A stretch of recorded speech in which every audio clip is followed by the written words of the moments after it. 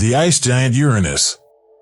This frigid, bluish-gray marble may appear to be a barren waste at the farthest reaches of the solar system, but it actually has some unique characteristics that set it apart from other planets we have encountered.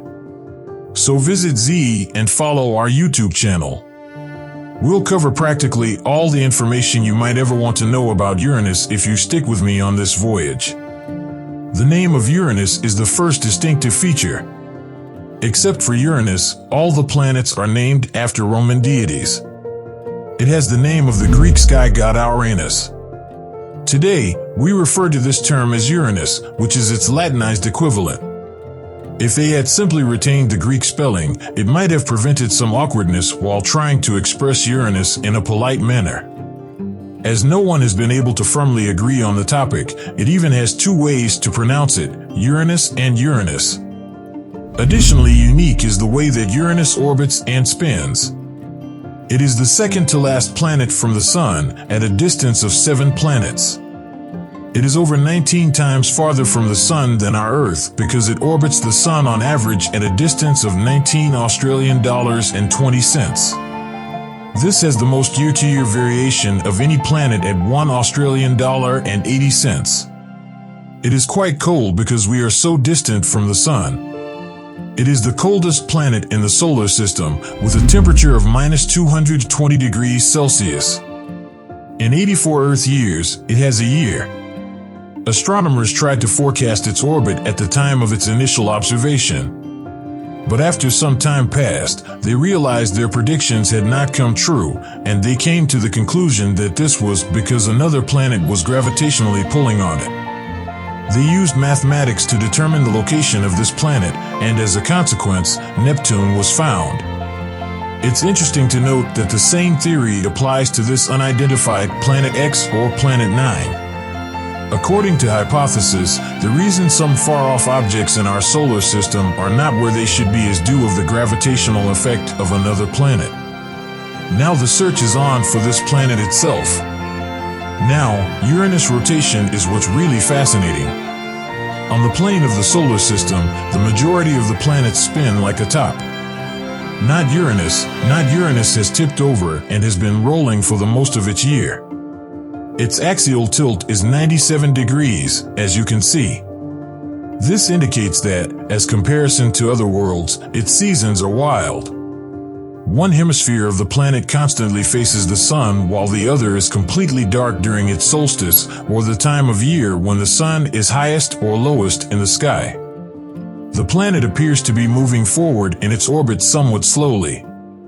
Day and night are only experienced by a very small portion of the planet's equator during this period, albeit the Sun does only rise briefly over the horizon. On the other side, the poles experience 42 years of non-stop darkness and then 42 years of daylight. The planet's day-night cycle is closer to that of a normal planet during its equinox, which is the opposite of a solstice. After passing through its equinox in 2007, Uranus is currently moving back towards a solstice. Every 17 hours and 14 minutes, Uranus makes one full rotation. However, due to the atmosphere's fluid surface, some regions rotate more quickly than others, and because of the planet's strong winds, some regions can complete one full rotation in as little as 14 hours. It is the only planet in the solar system that receives, on average, more energy from the Sun at its poles than at its equator due to its peculiar rotation and axial tilt. However, for some reason that no one really understands, it becomes hotter at the equator than it does at the poles. Although it is generally acknowledged that a giant planet the size of Earth slammed into Uranus, flipping its rotation on its side, there is speculation as to why Uranus rotates the way it does in the first place. How big is Uranus really? With a mass of 14.5 Earth masses as opposed to Neptune's 17 Earth masses, it is the least massive of the gas giants. With a diameter of 50,700 kilometers, roughly 4 times that of Earth, it is just slightly larger than Neptune. The gravity of Uranus, which is 8.7 meters per square second or 0.89 g, is only slightly less than that on Earth due to the mass's dispersion across a huge region. That would feel really cozy. How is it created, too? It is thought to have a rocky silicate core that is somewhat smaller than Earth and is encircled by an ice mantle made of water, ammonia, and methane. Despite being referred to as ices, this mantle is actually extremely hot. It may reach temperatures of approximately 5,000 degrees Celsius and more closely resembles a liquid ocean surrounding the core. It is therefore a little misleading to refer to Uranus as a gas giant because gas is not present throughout. Given that the majority of Uranus material is in the core and mantle, the atmosphere is actually quite thin, with a total mass of just 0.5 Earth masses. Helium, hydrogen, and 2.3% methane make up the majority of the atmosphere, with a cloud layer sitting on top. This methane is what gives Uranus its cyan or aquamarine color. Interesting models claim that the pressure at Uranus' base of the mantle is sufficient to split methane molecules, which subsequently compresses the methane's carbon atoms into diamonds. These jewels fall like hail through the mantle. Liquid diamond or carbon near the mantle's core may have solid diamond bergs floating in it. In order to see the planet's planetary ring system, we will now briefly fly away from the planet. The largest planets in our solar system all have rings, including Uranus. It has 13 young, very black rings.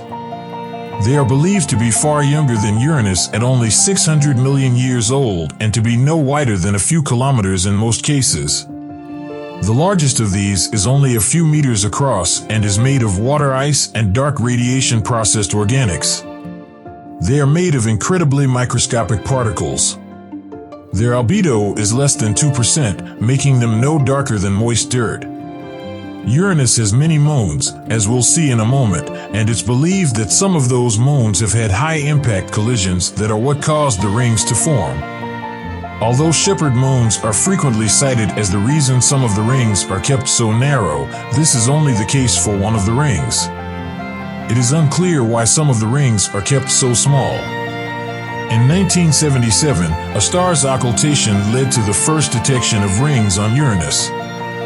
As Uranus crossed in front of the star, it faded a couple times on either side of Uranus, indicating the presence of rings.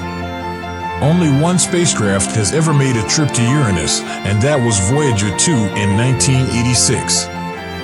Many of Uranus' rings and moons were found by Voyager 2, which also provided us with up-close views of the planet's weak ring systems.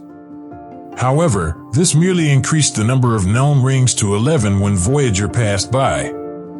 When Hubble was launched, it also looked at Uranus and found 2 additional, previously unseen rings. The outermost ring is located twice as distant from Uranus as was previously believed. And now, as promised, a glimpse at the numerous moons. The moons are unusually named after characters from English literature. The 13 inner moons, 5 major moons, and 9 irregular moons make up Uranus' total of 27 known moons, which are split into these 3 categories. There is a connection between the inner moons and Uranus rings, some of which may have contributed the raw ingredients for the rings. Puck, the largest of these moons, has a diameter of only 162 kilometers. It is the only inner moon that Voyager 2 has captured in great detail. It's interesting how constantly these inner moons jostle against one another, and the system appears to be highly unstable. Some of them might run into each other once more in the future. Starting from the left and moving in order of increasing distance from Uranus, the 5 largest moons are Miranda, Ariel, Umbriel, Titania, and Oberon. With a diameter of 1,600 kilometers, Titania is the 8th biggest moon in the solar system and the largest moon around Uranus. Again, as can be seen, Umbriel is the darkest of these very dark objects. The other planets are assumed to be a mixture of water and stony components, with the exception of Miranda, which is primarily made of water ice. These moons may have distinct interiors, i.e., a rocky core and an ice mantle. There may be a liquid ocean layer between the core and the mantle. Interestingly, the enormous moon's axial tilt is the same as Uranus, which means that at the solstice, the sun would only ever move in a circle in the sky and would never set. A perpetual daytime results from the solstice when only one side of the moon faces the sun. The remaining 9 moons are erratic moons. They are significantly farther away than Oberon, the last of the giant moons, and are most likely captured objects. They range in size from 20 kilometers to Sycorax, which has the largest diameter at roughly 200 kilometers. Let's now examine the weather and magnetosphere of Uranus. Due to Uranus' extraordinary axial tilt, its seasons are highly distinctive within the solar system. It is challenging to say with certainty if there are changes between Uranian years because telescope technology has only recently made it possible for us to clarify details on Uranus' surface. However, it has been seen that when the planet gets closer to solstice, the pole shines and a collar develops. The pole and collar grow darker as we move away from solstice. Although the exact reason is unknown, it is believed that this brightness is related to the thickening of methane clouds. Upper atmospheric storms are influenced by the seasons as well. Compared to the other gas planets, Uranus has comparatively few storms, but those that do are assumed to be brought on by seasonal fluctuations. We have also been able to observe bands extending around the planet, much like the other gas planets, thanks to advancements in telescope technology. Voyager was only able to show us this invisible light because these bands, however, are mostly observable in the infrared. Additionally, there are a number of tiny storms seen here. And Uranus' peculiar magnetosphere is another distinguishing characteristic. Typically, magnetospheres begin near the geometric center of the planet, but not on Uranus. Additionally, it is 59 degrees off from the rotational axis and not in line with it. Due to this peculiar positioning, the North Pole's magnetosphere is substantially stronger than the South Pole's. One explanation for this is that the magnetosphere may be deflected by the liquid diamond ocean, or possibly that the magnetosphere isn't even created by the planet's core at all, but rather by the planet's liquid mantle. The magnetosphere is roughly as powerful as the one on Earth, and due of its peculiar rotation, the magnetotail extends into space for millions of kilometers. So there you have it, almost all you could ever want to know about Uranus and its intriguing planet. I appreciate your interest and hope that you now know more about this intriguing world. Learn more about the other planets in our solar system if you're interested. Click here to access the playlist and be sure to subscribe for updates. Best wishes and see you later.